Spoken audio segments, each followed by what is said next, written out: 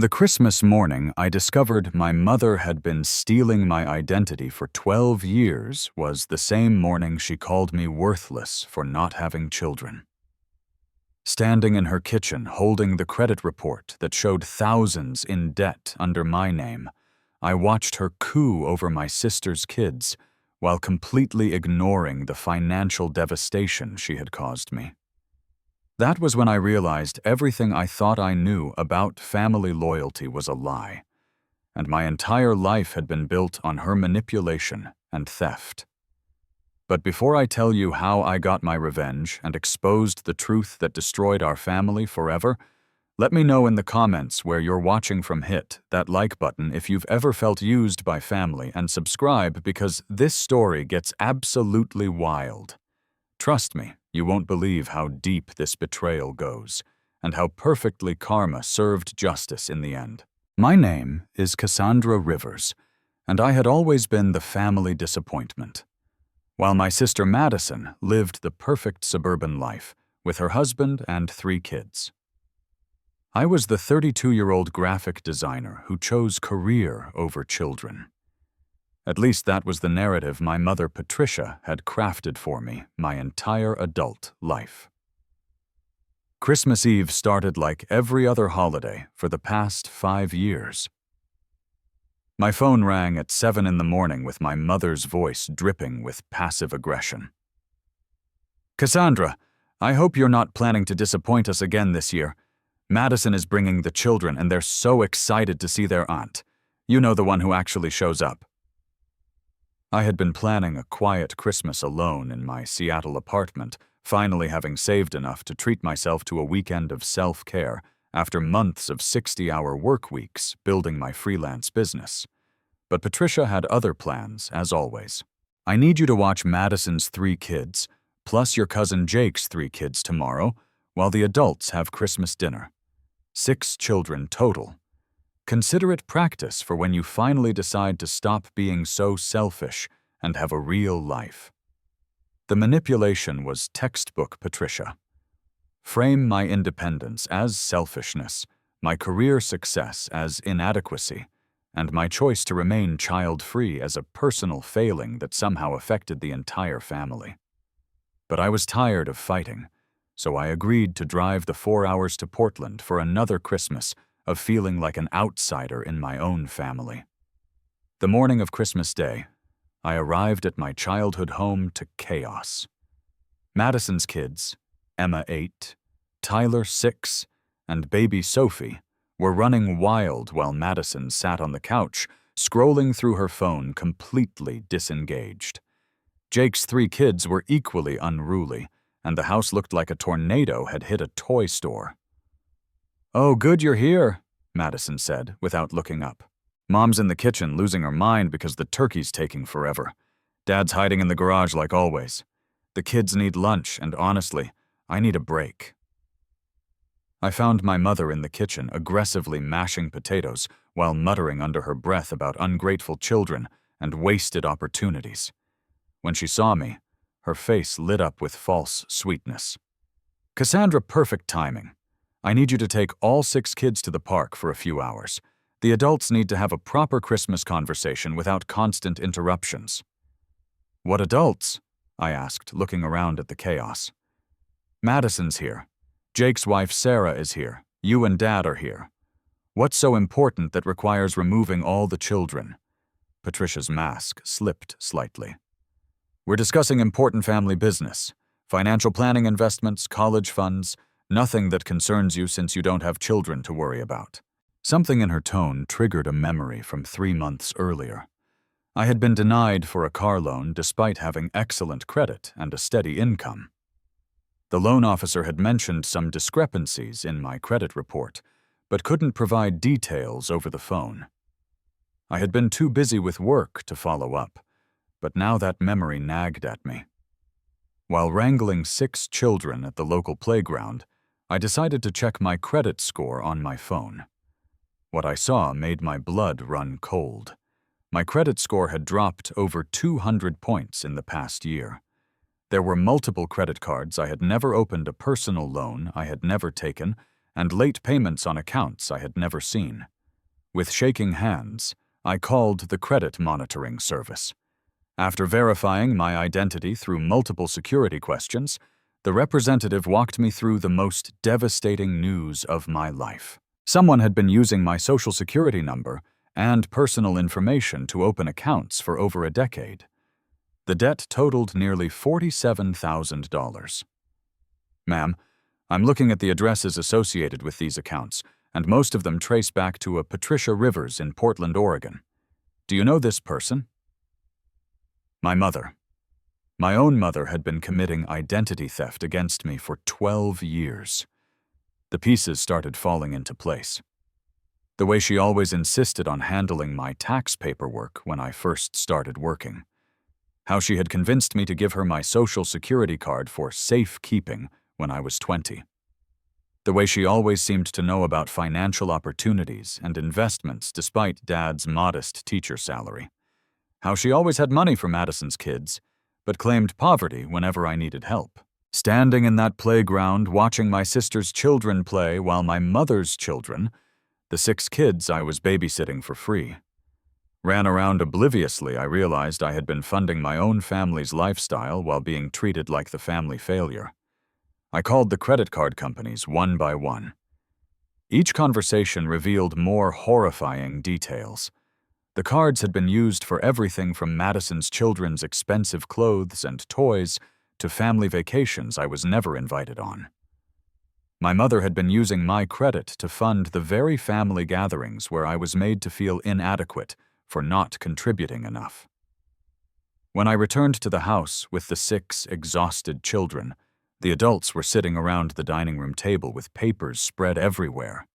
They quickly shuffled them away when I entered, but I caught glimpses of what looked like investment statements and bank documents. "How was the park?" Patricia asked with fake enthusiasm. "The children look tired." "Perfect timing. We just finished our discussion." Madison looked up from her phone long enough to say, "Thanks for watching them. You're actually pretty good with kids when you try. Maybe there's hope for you yet." The condescension was unbearable, especially knowing that I had unknowingly paid for the designer clothes her children were wearing, the expensive toys scattered around the living room, and probably the very food we were about to eat for Christmas dinner. But I said nothing. Not yet. Because as I stood in that kitchen holding my phone with $47,000 in fraudulent debt displayed on the screen, I realized I had the power to destroy the financial foundation my mother had built on stolen identity. And I was going to use that power strategically. The woman who had called me worthless and selfish was about to learn exactly what her disappointment daughter was capable of when pushed too far. That night I stayed in my childhood bedroom, while the rest of the family went to midnight mass. I told them I had a headache, but really I needed time to think and gather evidence. As their car pulled out of the driveway, I opened my laptop and began the most important research of my life. I started by downloading every piece of documentation the credit monitoring service could provide. Bank statements, loan applications, credit card statements, 12 years of financial fraud laid out in devastating detail. What I discovered was worse than I had initially thought.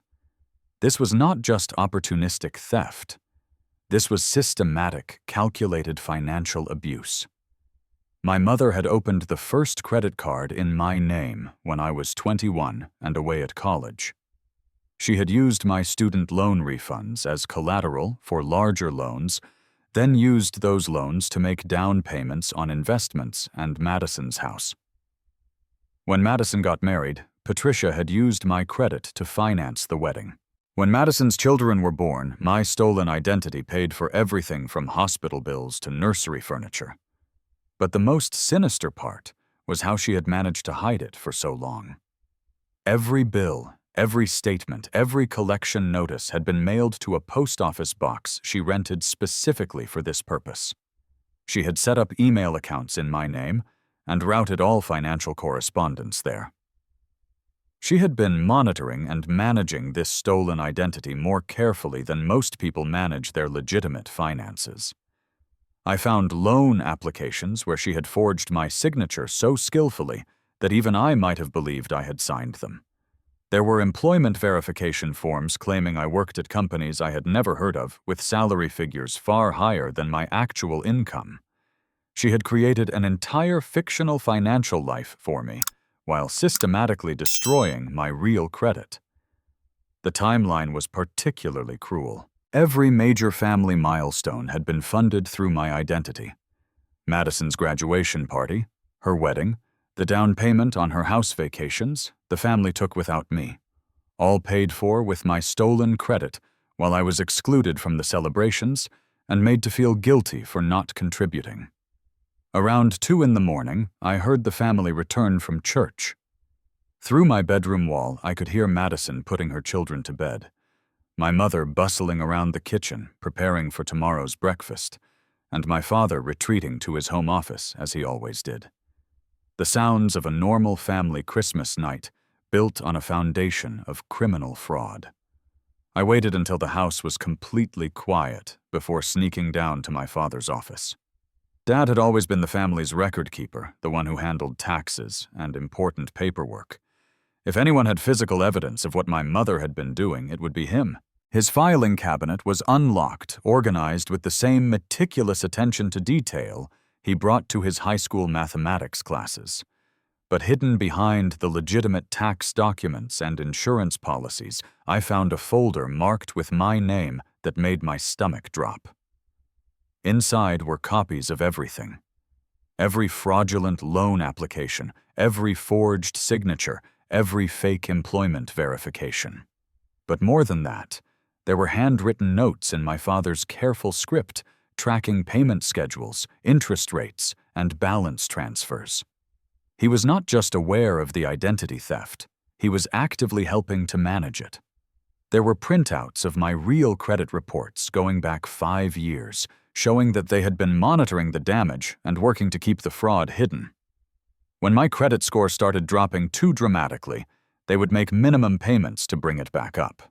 When collection agencies got too aggressive, they would negotiate payment plans to keep accounts from going to legal collections. This was not impulsive financial desperation. This was a sophisticated criminal enterprise being run by both of my parents, with my father handling the administrative details, while my mother handled the actual fraud. I photographed every document with my phone, my hands shaking, as the scope of the betrayal became clear. My own parents had been systematically destroying my financial future while treating me like the family disappointment. They had stolen my identity so thoroughly that they knew more about my fraudulent financial life than I knew about my real one. But the most devastating discovery was a handwritten note from my mother to my father, dated just 6 months ago. Cassandra's getting suspicious about her credit. She mentioned being denied for a car loan. We need to be more careful, or find a way to make her less involved in her own finances. Maybe convince her to move back home so we can monitor her mail better. They had been planning to manipulate me into moving back home so they could maintain better control over their criminal operation. Every expression of concern about my single lifestyle, every suggestion that I was missing out on family life, every guilt trip about not being around enough. It had all been designed to give them better access to continue stealing my identity. I sat in that office until dawn, reading through years of evidence and slowly understanding that my entire adult relationship with my family had been built on criminal fraud. Every time they had made me feel guilty for not contributing enough to family events, I had actually been unknowingly funding those events through identity theft. Every time they had criticized my lifestyle choices or career decisions, they had been protecting a criminal operation that depended on my continued exclusion from family financial discussions. When my mother knocked on my door at 7:30 Christmas morning, asking if I wanted coffee before the kids woke up, I looked at her with completely different eyes. The woman standing in my doorway was not just the mother who had always made me feel inadequate. She was a criminal who had stolen $47,000 from me over 12 years, while systematically manipulating me into believing I was the family problem. "Coffee sounds perfect," I told her with a smile that felt foreign on my face. "I have been thinking about our conversation yesterday about having a more real life. I think you are absolutely right. It is time for me to make some major changes." Patricia's face lit up with satisfaction. She thought her manipulation was finally working.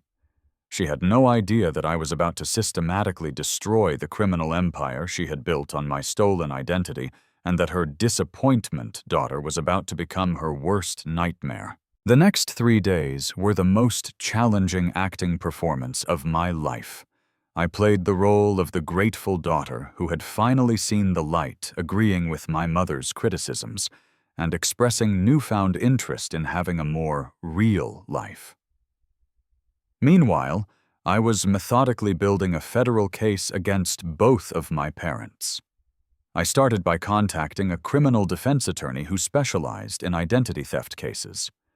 Sarah Martinez had excellent reviews and offered free consultations for victims of financial crimes. When I walked into her Seattle office the day after Christmas, with 2 banker boxes full of evidence, her expression shifted from polite professionalism to barely contained shock. "Cassandra, in 20 years of practice, I have never seen identity theft this systematic or this personal," Sarah said after reviewing the documentation. "This is not just credit card fraud. This is a multi-decade criminal conspiracy involving forgery mail fraud, wire fraud, and potentially tax evasion. The fact that it was perpetrated by your parents makes it particularly prosecutable under federal family financial abuse statutes." Sarah explained that identity theft by family members often goes unpunished because victims are reluctant to press charges. But the scope and duration of my case, combined with the documentary evidence my father had helpfully preserved, made prosecution almost inevitable once reported. "Your parents have been committing federal crimes for 12 years, she continued. "The statute of limitations does not apply because they are ongoing crimes. They are still actively managing these fraudulent accounts. We are looking at potential prison time, not just financial restitution." But before involving federal authorities, Sarah suggested we gather additional evidence and give me time to secure my legitimate financial accounts. My parents had access to almost all of my personal information, and if they suspected I was building a case against them, they could potentially cause even more damage. Over the next week, I played a dangerous double game. During daily phone calls with my mother, I expressed enthusiasm about her suggestion that I move back to Portland to be closer to family. I even toured apartments and sent her photos claiming I was seriously considering relocating. This kept her happy and unsuspicious, while I systematically dismantled her ability to continue the fraud. I opened new bank accounts at a completely different financial institution, using my work address instead of my home address for all correspondence. I applied for a credit freeze with all 3 major credit bureaus, which would prevent any new accounts from being opened in my name. I changed all of my passwords and security questions, using information my parents could never guess. But my most important ally turned out to be Madison's husband, Derek. He had always been the outsider in family gatherings, much like me, and I had noticed him looking uncomfortable during financial discussions. On New Year's Day, when Madison brought the kids to Seattle for a post-Christmas visit, I took a calculated risk. "Derek, can I ask you something about your mortgage?" I said while Madison was in the bathroom and the kids were playing in my living room. "I am thinking about buying a house, and Patricia mentioned that you got a really good interest rate through some family connection." Derek's face went pale. "Cassandra, I need to tell you something, but I do not know how. Madison made me promise never to discuss it with you." What Derek revealed was worse than anything I had discovered on my own. Madison and Patricia had approached him 3 years earlier with a family investment opportunity. They claimed I had agreed to co-sign a loan that would allow Madison and Derek to refinance their house at a better rate. The paperwork had my forged signature, but Derek had assumed I had actually signed it.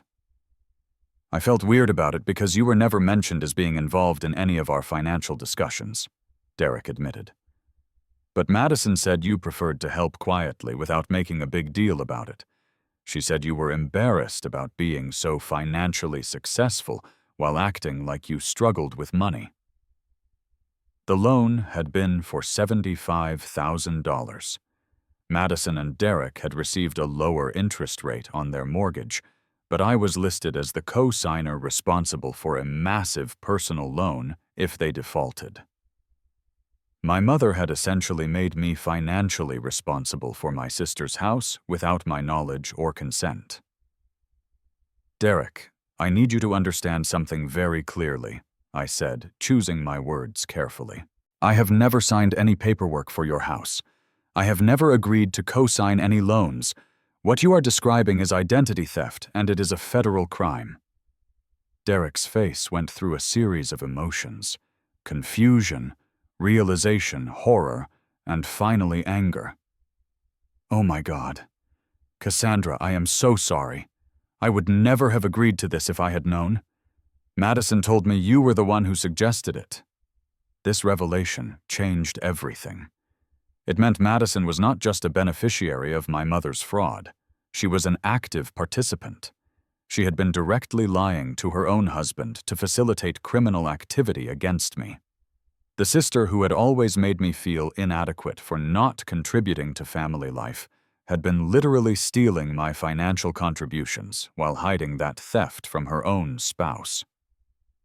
Derek agreed to help me gather evidence, but asked for time to figure out how to protect his children from the fallout.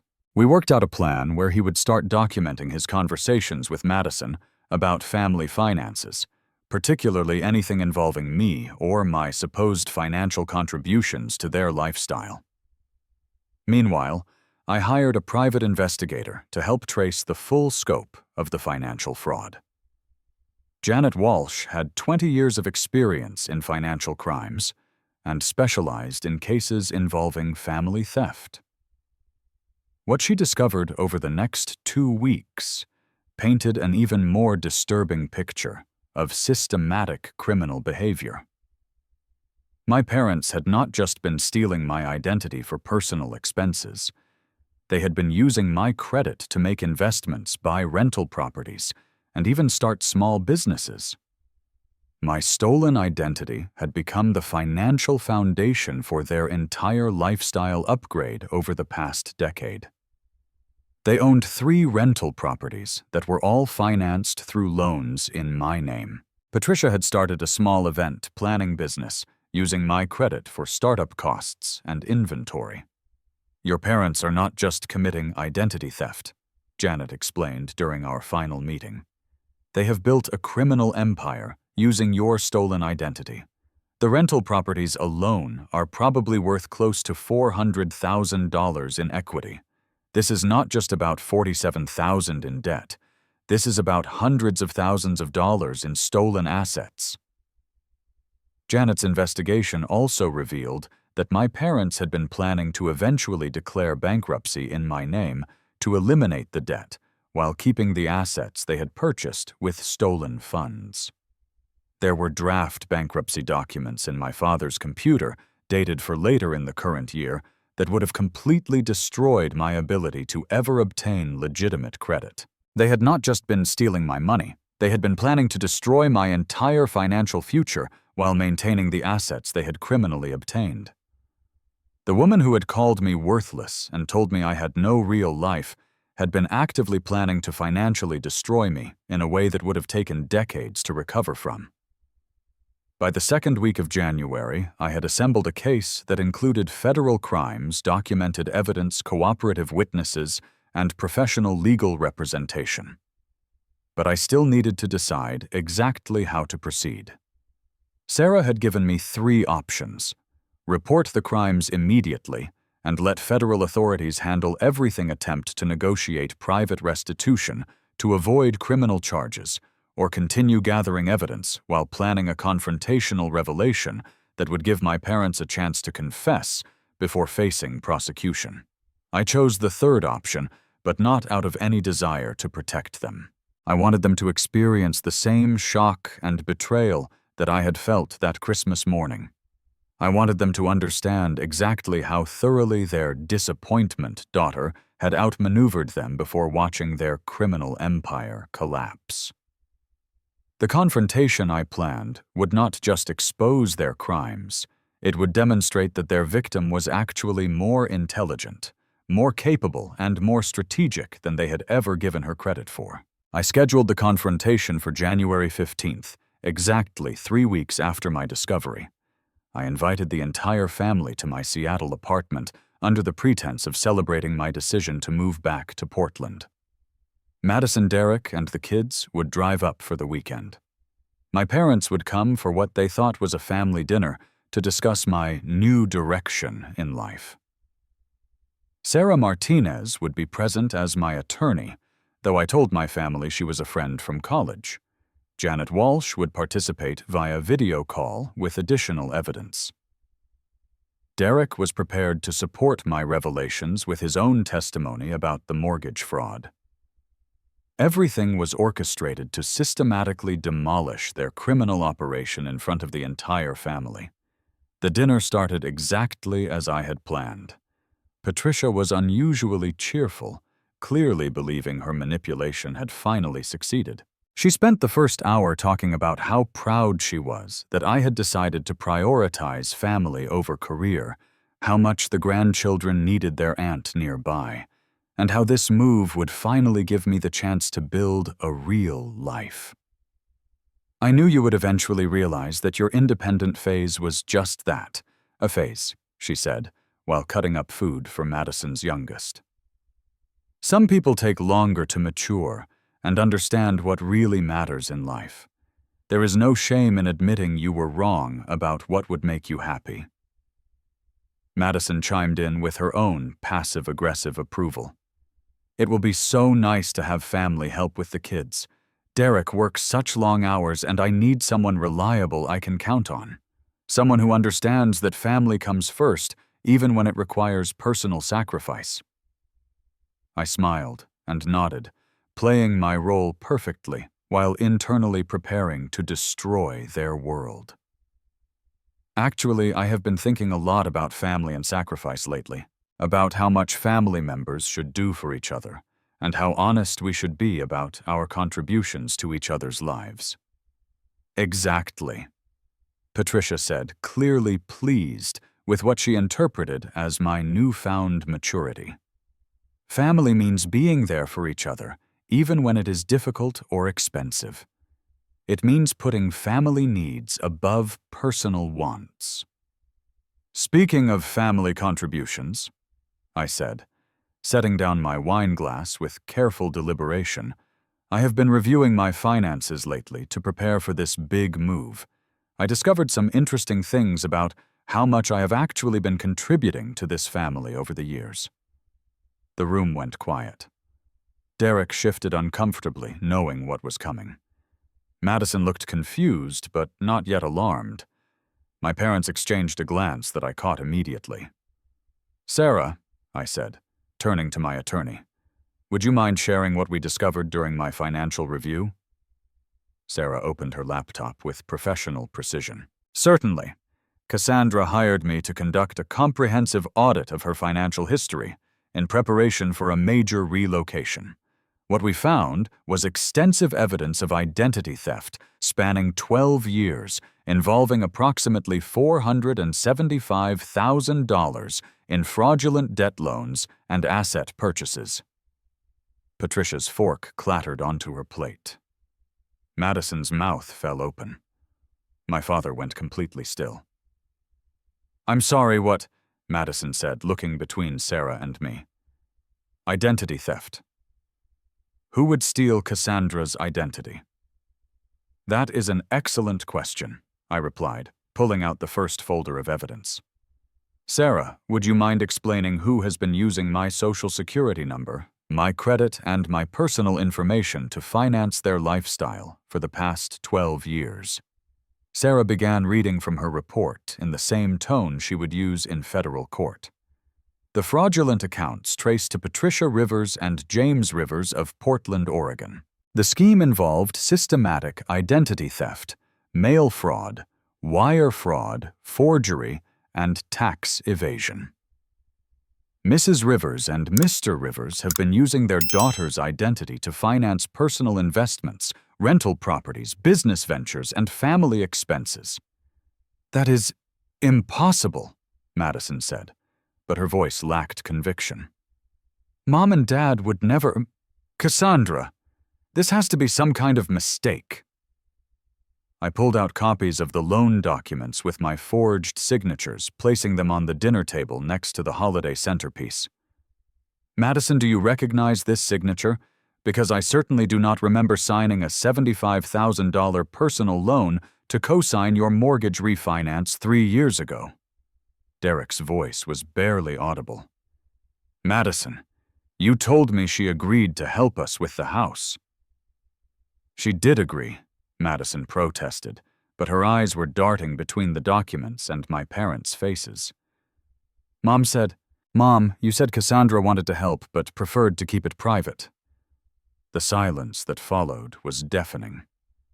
Patricia's face had gone completely white, and my father was staring at his hands with an expression of absolute defeat. Patricia, I said, using her first name deliberately. Would you like to explain to Madison and Derek how my signature ended up on loan documents I never signed? How my credit has been used to purchase 3 rental properties I have never seen? How my identity was used to start your event planning business without my knowledge or consent? My mother finally looked up, and for the first time in my life, I saw real fear in her eyes. Cassandra, you do not understand. We were trying to help you build credit. We were making all the payments. You were never supposed to be responsible for any of this. Help me build credit. My voice rose despite my attempt to stay calm.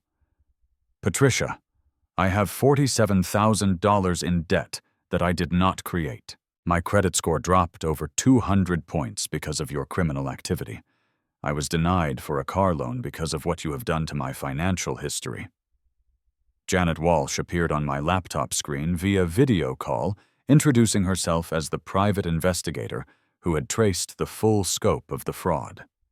She began presenting evidence with the efficiency of someone who had testified in dozens of criminal cases.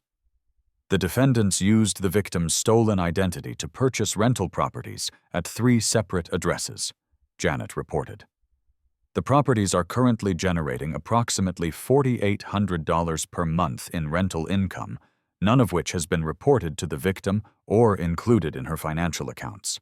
The properties have an estimated total equity value of $390,000. Madison was crying now, but not from sympathy for me. Mom, how could you do this? How could you lie to me about Cassandra helping us? Derek, our house, our mortgage. Oh my God, what does this mean for us? It means, Sarah interjected, that your mortgage refinance was based on fraudulent documentation. It means your mother committed multiple federal crimes to help you obtain financial benefits you were not entitled to. And it means Derek was unknowingly participating in identity theft against his sister-in-law. Patricia finally found her voice, but it came out as desperate pleading rather than the confident authority she had wielded my entire life. Cassandra, we can fix this. We can transfer everything back to us. You do not have to involve lawyers or whatever this is. We are family. We can handle this privately. I looked at this woman who had spent my entire adult life making me feel inadequate, who had called me worthless and claimed I had no real life, who had been systematically stealing my identity while criticizing me for not contributing enough to family expenses. Patricia, I said with perfect calm, I want you to understand something very clearly. You have been committing federal crimes against me for 12 years. You have stolen nearly $500,000 using my identity. You have destroyed my credit, lied to my face, and manipulated me into believing I was the family problem while you were literally stealing my financial future." The room was completely silent, except for Madison's quiet sobbing and the sound of my father's labored breathing. "So no, we will not be handling this privately. We will be handling this through the federal court system, where identity theft and fraud are taken very seriously, especially when they involve this much money and this much premeditation." The aftermath was swift and devastating. Within 24 hours of the confrontation, my parents' carefully constructed criminal empire began collapsing in spectacular fashion. Sarah filed the federal complaints that Monday morning. By Tuesday afternoon, FBI financial crimes investigators were serving search warrants at my parents' house and seizing their computers' financial records and personal documents. The investigation moved with startling speed because the evidence was so comprehensive and well documented. My father had essentially created a perfect case against himself by keeping meticulous records of every fraudulent transaction. His obsessive organization, which had helped them manage the fraud for 12 years, became the prosecution's most valuable evidence. Every forged signature, every fake employment verification, every fraudulent loan application was documented in his files with dates, amounts, and detailed notes. The rental properties were immediately frozen by federal marshals pending investigation. The event planning business was shut down when investigators discovered that startup costs, inventory, and operating expenses had all been financed through identity theft. My parents' personal bank accounts were frozen when forensic accountants found direct transfers from accounts opened fraudulently in my name. But the most satisfying collapse was watching my mother's social facade crumble.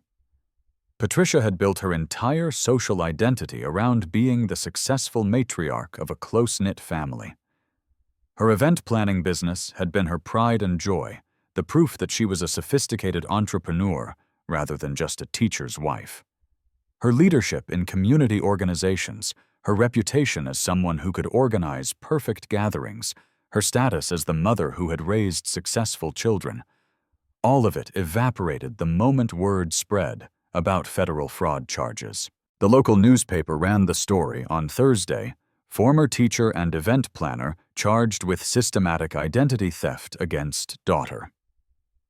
The article included details about the rental properties, the business fraud, and the 12-year timeline. By Friday, Patricia's phone was ringing constantly with former clients demanding explanations and community organizations requesting her resignation from leadership positions. Madison's world collapsed almost as dramatically. When Derek consulted with a mortgage attorney, they discovered that their house refinance had been based on fraudulent documentation.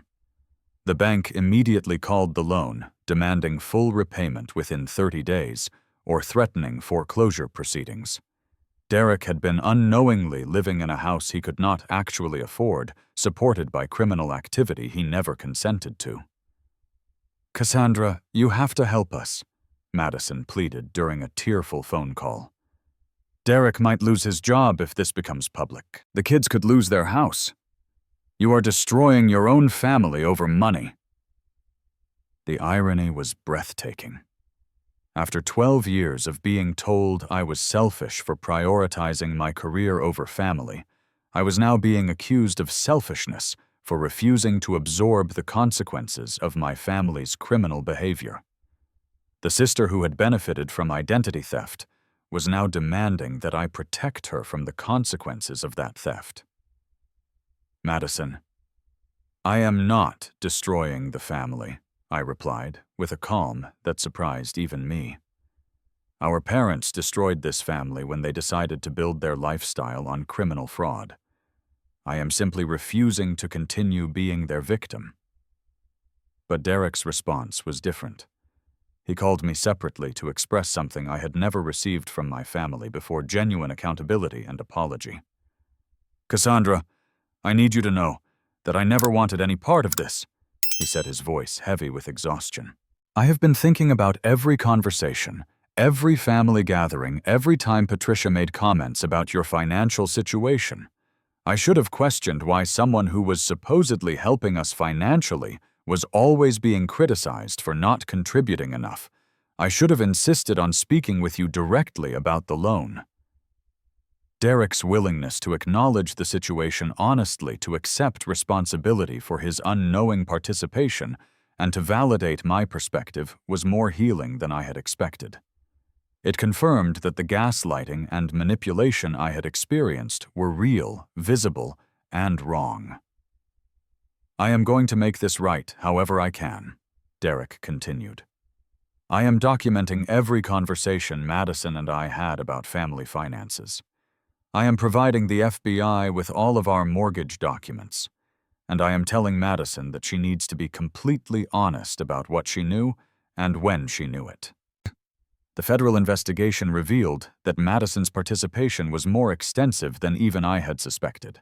Text messages recovered from her phone showed that she had been actively coordinating with Patricia about using my identity for various expenses. She had known about the rental properties and had even suggested using my credit for one of the down payments. Most damaging were messages from 18 months earlier when Madison had texted Patricia, "Derek is asking too many questions about Cassandra's involvement in our finances. We need to be more careful or find a way to keep him from talking to her directly about money stuff." They had been actively conspiring to prevent Derek from discovering the truth, which meant Madison was not just a beneficiary of identity theft. She was an active participant in covering it up. When confronted with this evidence, Madison's story changed from claiming complete ignorance to admitting she had known about some financial help, but insisting she did not understand it was identity theft. The FBI was not impressed with her revised testimony. By the end of January, Madison was facing her own federal charges for conspiracy to commit identity theft and obstruction of justice. My father, meanwhile, seemed to age 10 years in 2 weeks. The man who had always been the quiet, steady presence in our family was revealed to be the administrative mastermind behind a sophisticated criminal operation. His arrest at the high school where he taught was particularly humiliating. Students filmed his perp walk and posted it on social media. The school district immediately placed him on administrative leave pending the outcome of criminal proceedings. James Rivers, respected mathematics teacher and father figure to hundreds of students over his career, was now facing federal charges that could result in decades in prison. The local news interviewed former students who expressed shock and disappointment. The man who had taught them about integrity and following rules had been systematically breaking federal laws for 12 years. But perhaps the most poetic justice was discovering how my parents planned to frame their crimes once they were caught. Janet Walsh found draft emails in my father's computer that revealed their backup plan. They intended to claim that I had agreed to all the financial arrangements, but had developed mental health problems that caused me to forget our agreements. They had been preparing to gaslight me, even in the face of federal prosecution, to claim that their victim was mentally unstable rather than admit their criminal behavior. The daughter they had called worthless and unstable was actually competent enough to build an airtight federal case against them, while they were desperate enough to plan psychological manipulation as their legal defense strategy.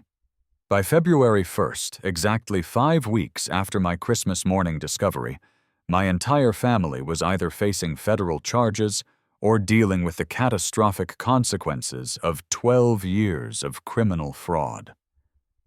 The perfect family Christmas I had been excluded from had been built on stolen money, and now that foundation was completely destroyed. 6 months later, I sat in federal court watching my mother receive her sentencing 8 years in federal prison for identity theft, mail fraud, wire fraud, and tax evasion. My father received 6 years for his role in the conspiracy. Madison negotiated a plea deal for 2 years plus supervised probation in exchange for her cooperation with investigators and full testimony against our parents.